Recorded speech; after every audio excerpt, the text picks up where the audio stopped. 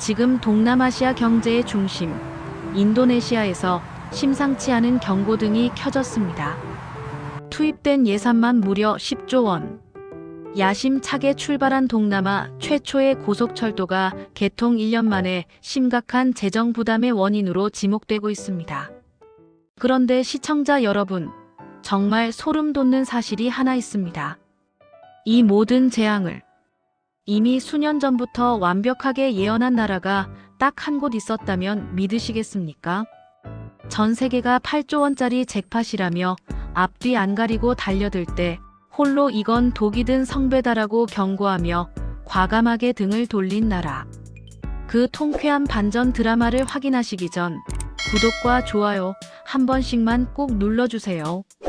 그날의 진실을 공개하기 위해 제가 오늘 이 자리에 섰습니다. 안녕하십니까? 저는 이 세기의 역전극을 현장에서 목격한 영국 인프라 분석가 마이클 스톤입니다. 모두가 한국을 겁쟁이라고 비웃었던 그날. 과연 그 테이블 위에선 무슨 일이 있었던 걸까요? 시계 바늘을 잠시만 뒤로 돌려보겠습니다. 전 세계 건설사들이 자카르타로 몰려들던 그 뜨거웠던 여름으로 말이죠. 당시 중국은 파격적인 자금 지원을, 일본은 최첨단 기술을 내걸며 치열한 수주 전쟁을 벌이고 있었습니다. 저 역시 확신했죠. 이 60억 달러짜리 프로젝트를 잡는 나라가 아시아의 맹주가 될 것이다. 그런데 이상했습니다. 딱 한 곳, 한국의 자리만 텅 비어 있었으니까요. 한국 대표단이 남긴 건 입찰 포기를 알리는 짧은 공문뿐. 저는 동료들과 쓴웃음을 지었습니다. 한국이 덩치 큰 나라들 싸움에 끼기 부담스러워서 도망쳤나 보군. 하지만 저는 그 비웃음이 제 분석가 인생 20년을 통틀어 가장 부끄러운 실수가 될 줄은 꿈에도 몰랐습니다. 축제의 여운은 길지 않았습니다. 공사가 시작되자마자 곳곳에서 파열음이 들려왔습니다. 60억 달러였던 공사비는 설계 변경과 난공사로 72억 달러까지 치솟았고 공기는 하염없이 지연됐습니다. 더 큰 문제는 개통 이후였습니다. 도심과 동떨어진 역 위치 탓에 승객은 예상치를 크게 밑돌았고 운영 적자는 눈덩이처럼 불어났습니다. 저는 떨리는 마음으로 쓰레기통에 버려질 뻔했던 한국의 사전 검토 보고서를 다시 찾아 펼쳤습니다. 순간 온몸에 소름이 돋았습니다.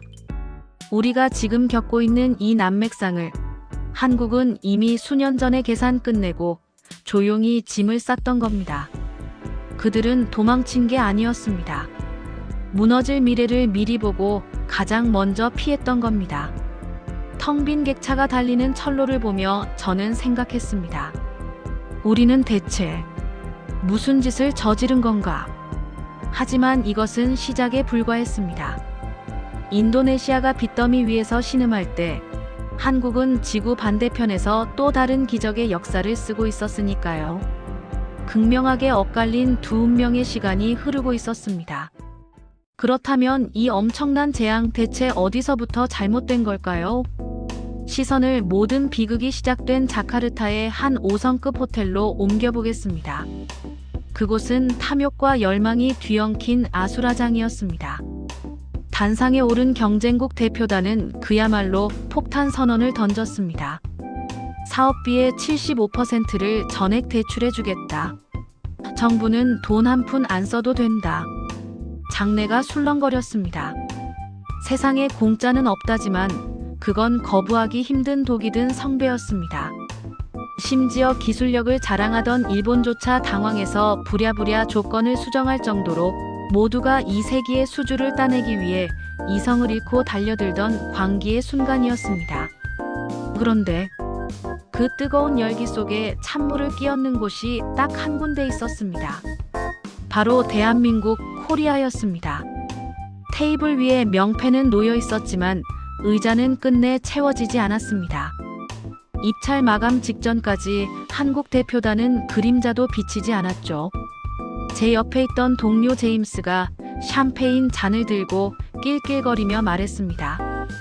헤이 마이클. 한국 애들 좀 봐.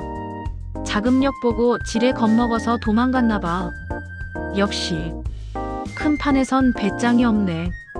저도 함께 웃었습니다. 계산기 두드리다가 밤샜나 보지. 겁쟁이 친구들 같으니라고. 그날 밤 외신 헤드라인은 이렇게 장식됐습니다. 우리는 확신했습니다. 그 텅 빈 의자가 바로 한국의 패배를 상징한다고 말이죠. 하지만 우리는 몰랐습니다. 우리가 샴페인을 터뜨리며 한국을 비웃던 바로 그 시각, 서울의 한 좁은 사무실에서는 전혀 다른 치열함이 흐르고 있었다는 것을요. 훗날 제가 입수한 한국 측 비밀 문건을 보고 저는 경악을 금치 못했습니다. 그들은 도망친 게 아니었습니다. 단호하게 거절한 것이었습니다. 보고서의 붉은 줄에는 섬뜩할 정도로 정확한 경고가 적혀 있었습니다. 남들이 8조 원이라는 매출 숫자에 눈이 멀어 있을 때 한국의 김정호 단장은 그 화려함 뒤에 숨겨진 파산의 그림자를 이미 꿰뚫어 보고 있었던 겁니다. 여러분, 한번 생각해 보십시오. 눈앞에 8조 원이 있습니다. 사인만 하면 당장의 실적이 되고 회사의 주가는 천정부지로 솟을 겁니다.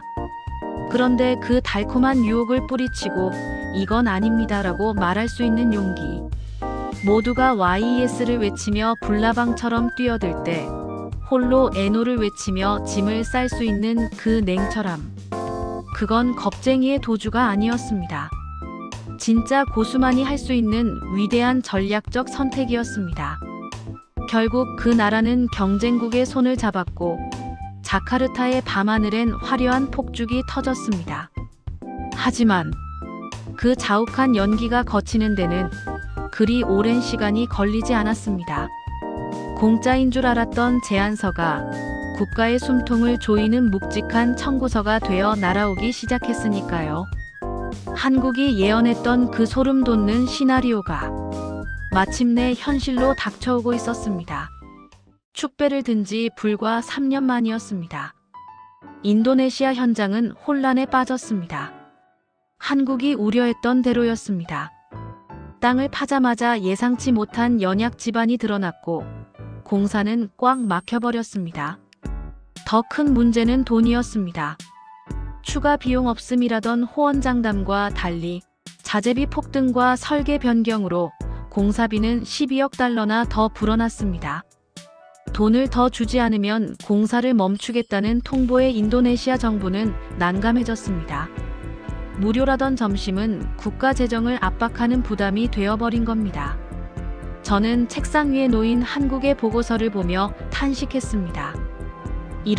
이 친구들은 흙냄새만 맡고도 이 상황을 예견했단 말인가. 그렇다면 그 시각 도망자 소리를 들었던 한국은 어디서 무엇을 하고 있었을까요? 저는 궁금증을 참지 못해 한국 기업들의 행적을 추적했습니다. 그리고 놀라운 사실을 발견했습니다. 그들은 골방에 숨어 온 게 아니라 지구 반대편 UAE 아랍에미리트 사막 한복판에서 땀을 흘리고 있었습니다. 프랑스와 미국도 이런 기후에선 공기를 맞추기 힘들다며 난색을 표했던 곳. 하지만 한국의 김정호 단장과 엔지니어들은 그곳에 깃발을 꽂았습니다. 우리는 약속을 지킵니다. 정해진 예산, 정해진 날짜. 단 하루도 늦지 않습니다. 그들은 밤에는 모래 폭풍과 싸우고 낮에는 살이 익는 폭염을 견디며 묵묵히 콘크리트를 타설했습니다. 훗날 업계의 전설이 될 온타임, 온버직의 신화가 탄생하는 순간이었습니다. 여기서 두 현장의 결정적 차이가 드러납니다. 한쪽은 비용 문제로 공사를 멈춘에 만회하며 갈등을 빚고 있을 때 한국은 원전을 짓고 그곳에 눌러앉았습니다. 우리는 건물을 팔러 온 게 아닙니다. 앞으로 60년 이 원전이 멈추는 그날까지 운영 노하우를 전수하겠습니다. 한국은 단순한 시공사가 아니었습니다. 현지 인력을 한국으로 데려와 교육하고 기술을 아낌없이 전수했습니다. 인도네시아가 추가 비용 문제로 씨름할 때 UAE는 한국 덕분에 에너지 자립국의 꿈을 이뤄가고 있었죠. 하나는 물건을 팔았고 하나는 미래를 함께 설계한 동반자였습니다. 사막에서 피어난 신뢰, 그리고 늪에 빠진 고속철. 세계의 평가는 서서히 하지만 확실하게 뒤집히고 있었습니다. 한국의 판단이 옳았다는 목소리가 나오기 시작할 무렵 필리핀에서도 한국의 진가를 보여주는 또 다른 소식이 들려옵니다. 시선을 잠시 돌려 동남아의 섬나라 필리핀으로 가보겠습니다. 이곳은 매년 들이닥치는 태풍 탓에 눈물 마를 날이 없는 땅이었습니다. 사람들은 집을 잃고 사랑하는 가족을 잃었죠. 당시 세계 여러 나라가 앞다퉈 제안서를 내밀었습니다. 수조 원짜리 거대한 댐을 지어주겠다. 강을 막아 물길을 돌리겠다. 하나같이 화려한 토목 공사판을 벌이자는 이야기뿐이었습니다. 하지만 한국팀의 생각은 달랐습니다.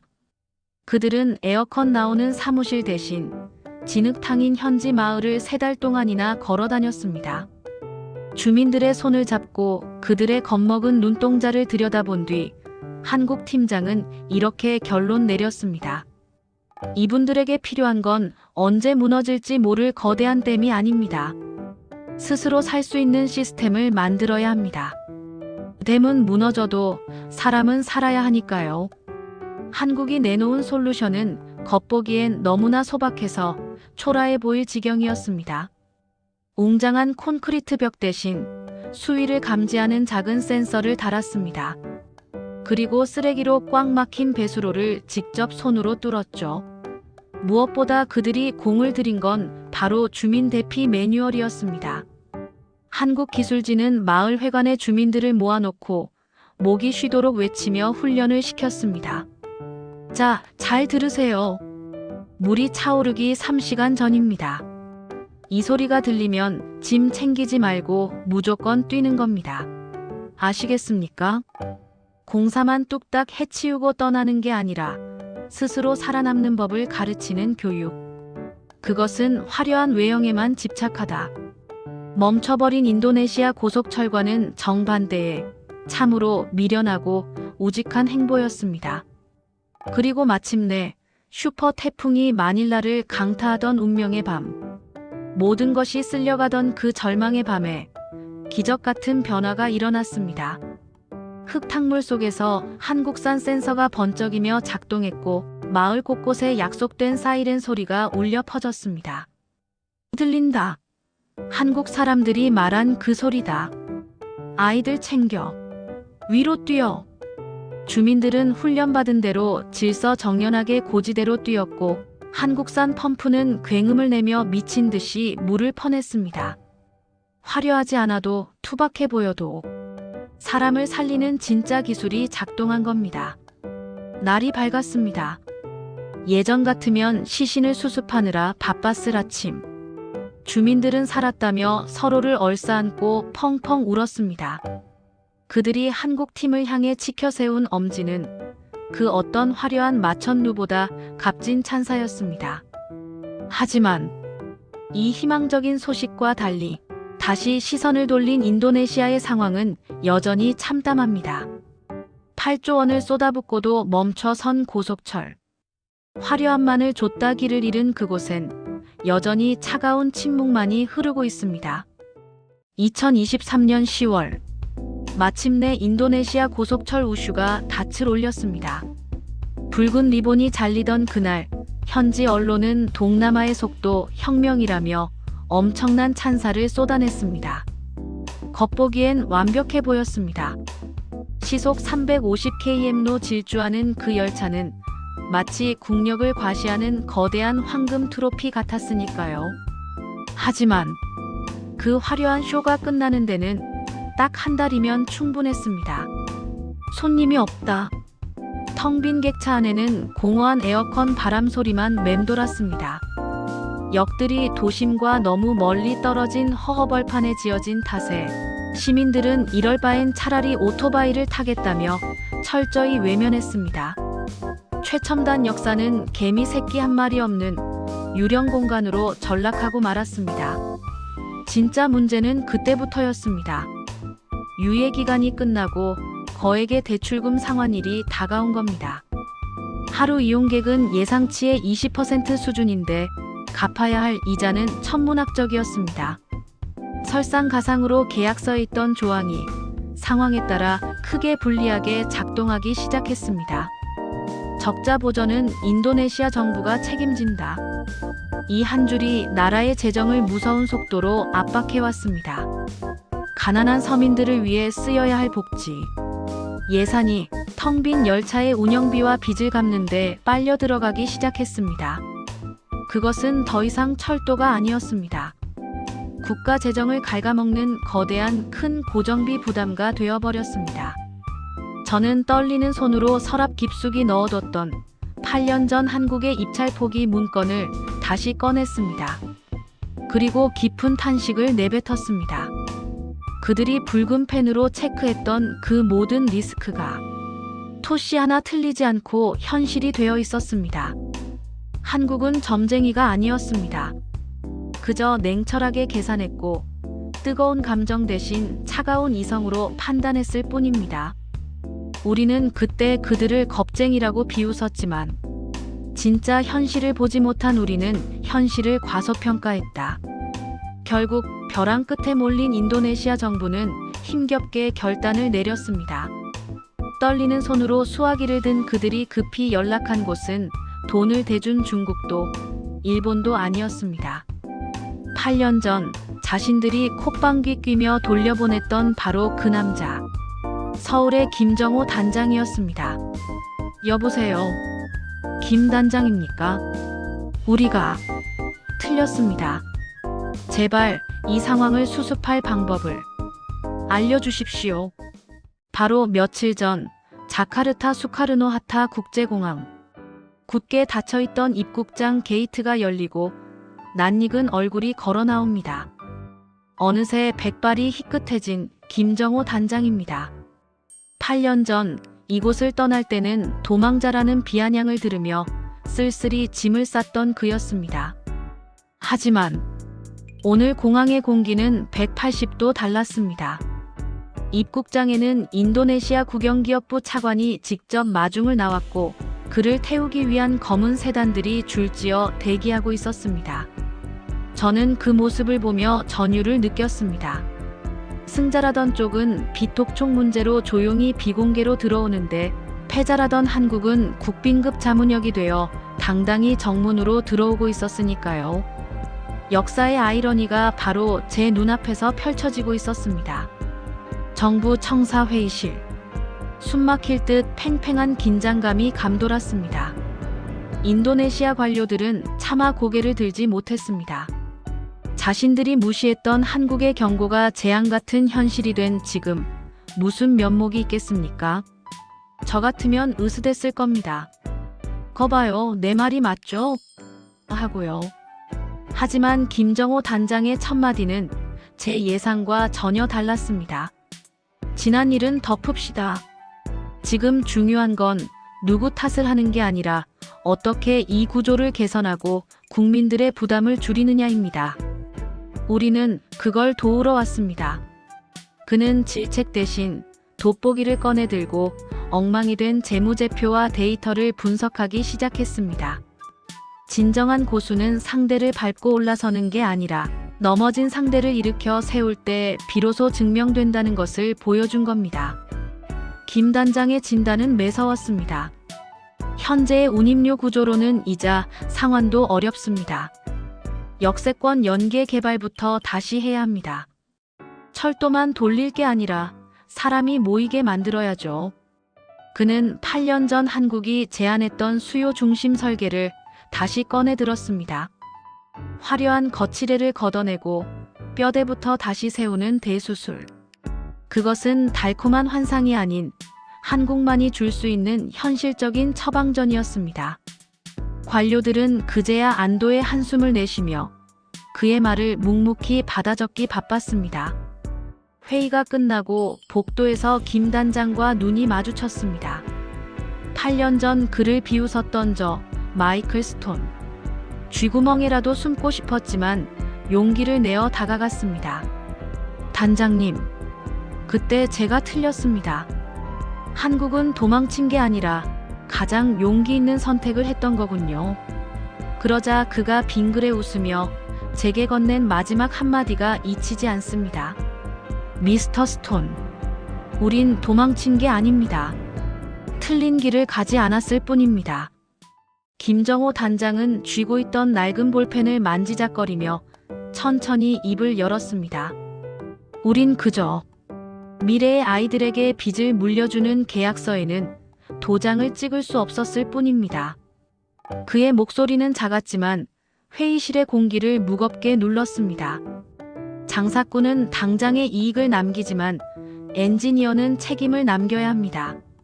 그게 제가 배운 한국의 기술이고 마지막 자존심입니다. 저는 순간 머리를 한 대 세게 맞은 것 같았습니다. 모두가 돈을 좇아 불나방처럼 뛰어들 때 200발의 노장은 홀로 다음 세대를 걱정하고 있었던 겁니다. 8조 원이라는 거금 앞에서도 흔들리지 않았던 그 단단한 원칙. 그것은 차가운 자본주의 논리로는 설명할 수 없는 한국인 특유의 뜨거운 직업 정신이었습니다. 이 만남 이후 기적 같은 변화가 일어났습니다. 인도네시아 정부는 한국이 제시한 수요 중심 재설계안을 전격 수용했습니다. 겉만 번지르르한 화려함을 버리고 속이 꽉 찬 실속을 챙기기로 한 거죠. 더 놀라운 건 세계 업계의 반응이었습니다. 국제개발은행 관계자들 사이에서 이런 말이 돌기 시작했습니다. 앞으로 인프라 사업을 평가할 때 한국의 참여 여부를 중요한 기준으로 삼아야 한다. 한국이 거절한 사업이라면 거기엔 분명 우리가 못 본 위험이 있다. 한국의 빈자리는 이제 조롱거리가 아니라 가장 신뢰할 수 있는 보증수표로 재평가받게 된 것입니다. 8년 전 한국은 8조 원을 포기했습니다. 하지만 지금 한국은 돈으로 환산할 수 없는 것을 얻었습니다. 바로 전 세계가 인정하는 신뢰라는 거대한 자산입니다. 한쪽은 거대한 철도를 깔아주고도 재정 부담의 한 원인으로 손가락질 받지만 한국은 아무것도 짓지 않고도 스승 대접을 받으며 존경받고 있습니다. 여러분, 과연 누가 진정한 승자일까요? 화려한 개통식 사진 한 장 남긴 나라일까요? 무너져가는 남의 나라 현장을 진심으로 다시 일으켜 세운 나라일까요? 인천행 비행기 안. 모두가 잠든 깊은 밤, 저는 이번 긴 여정의 마침표를 찍는 마지막 보고서를 작성했습니다. 보고서의 제목은 지지 않음으로써 이기는 법. 8년 전 세계는 한국을 향해 겁쟁이 혹은 패배자라고 손가락질했습니다. 하지만 지금 결과를 보십시오. 승리했다던 경쟁국은 막대한 적자와 이미지 타격을 입고 휘청거리고 패배했다던 한국은 단 1원의 손실도 없이 국력을 비축했습니다. 그리고 비축해둔 그 힘으로 UAE와 필리핀에서 진짜 기적을 만들어냈죠. 저는 떨리는 손으로 보고서 마지막 줄에 이렇게 적었습니다. 한국의 경쟁력은 단순한 기술이 아니다. 멈춰야 할 때 멈출 줄 아는 용기. 그리고 한번 약속하면 끝까지 지키는 신의. 그것이 대한민국을 대체 불가능한 파트너로 만들었다. 인천공항에 도착했을 때 김정호 단장을 기다리는 화려한 환영 인파는 없었습니다. 당장 눈에 보이는 8조 원을 벌어온 게 아니니까요. 그는 그저 평범한 이웃집 아저씨처럼 낡은 가방을 챙겨 조용히 공항철도에 몸을 실었습니다. 저는 멀리서 그의 작아진 등 뒤로 깊이 고개를 숙였습니다. 저 쓸쓸해 보이는 굽은 등이 실은 거대한 외풍으로부터 나라를 지켜낸 가장 단단한 방패였다는 걸 이제는 아니까요. 평생 묵묵히 현장을 지켜온 한국의 수많은 김 단장님들. 오늘날 대한민국이 누리는 이 번영은 바로 당신들이 지켜낸 원칙 위에 서 있습니다. 지금도 어딘가에서 요령껏 해라, 돈이면 다 된다는 달콤한 유혹에 흔들리는 분들이 계실 겁니다. 하지만 기억하십시오. 8년 전 한국이 비워뒀던 그 빈자리가 결국은 정답이었습니다. 눈앞의 이익보다 사람을 남기는 것, 화려한 기술보다 단단한 신뢰를 파는 것, 그것이 투박하지만 가장 확실한 코리안 스타일입니다. 세계가 지금 한국을 다시 배우고 있습니다. 그러니 자부심을 가지십시오. 당신이 흘린 정직한 땀방울은 결코 틀리지 않았습니다. 가장 위대한 승리는 싸우지 않고 이기는 것이다. 하지만 오늘 제가 확인한 건 그 이상이었습니다. 싸우지 않고 이기는 것을 넘어 결국 나와 상대방 모두를 살리는 길을 택한 나라. 지금 이 순간에도 세계 어딘가에서는 또 다른 김 단장들이 아무도 모르게 묵묵히 기적을 만들고 있을 겁니다. 우리가 미처 몰랐던 대한민국의 또 다른 숨겨진 승리. 저는 그 놀라운 이야기를 찾아 다시 돌아오겠습니다.